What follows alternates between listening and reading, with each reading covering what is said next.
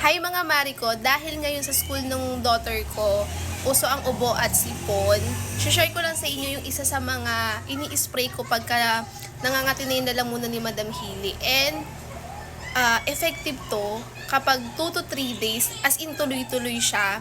Kasi yung advice sa amin ng doctor niya, sprayan ko siya nitong Camilosan pala, sorry.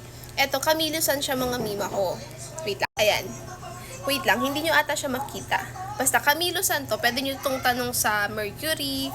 Yan, tanong nyo sa mga pharmacy, alam ko available naman siya dun. Pero kami, nabili namin to sa Mercury. So last year nga mga mima ko, nagkaroon ng ubo at sipon si Madam Hailey. Tapos, merong pinatry yung isang doctor sa kanya, yung pedia doctor niya. Pinabili niya kami nito, or niresetahan niya kami itong Camilosan. Tapos, ang sabi niya sa amin, 2 spray 4 times a day.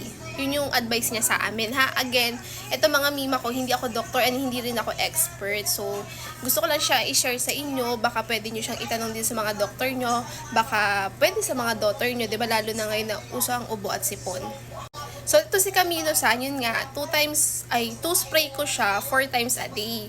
So, ang price nito, medyo mahal.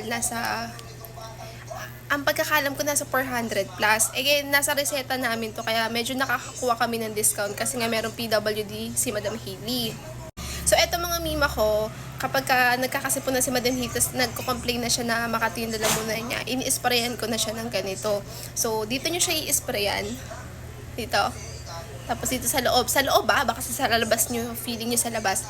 Dito, sa loob, tas dito. So, 4 times a day yun sa amin. So, medyo hindi maganda yung lasa nito, pero effective to. Tapos samahan nyo na rin na pamumugin nyo yung mga anak nyo ng asin na merong maligamgam na tubig. Pamumugin nyo sila pagkagising, tapos before matulog.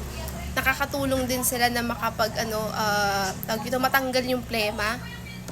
So, again, mga mima ko, pagka inuubo na or sinisipon ng malala yung mga anak nyo, better na pa-check up nyo. So, ito lang naman ay binibigyan ko pang-unang lunas lamang po ito, okay?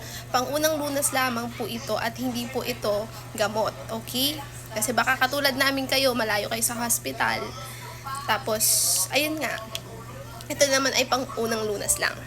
So, try nyo to si Camilosan. Medyo pricey lang talaga siya, pero sa akin, effective siya. Kasi ito rin yung ginagamit ko kapag nangangati na rin yung lalamunan ko. So, ayun mga mima ko, sana nakatulong itong video na to. Ayun, bye-bye!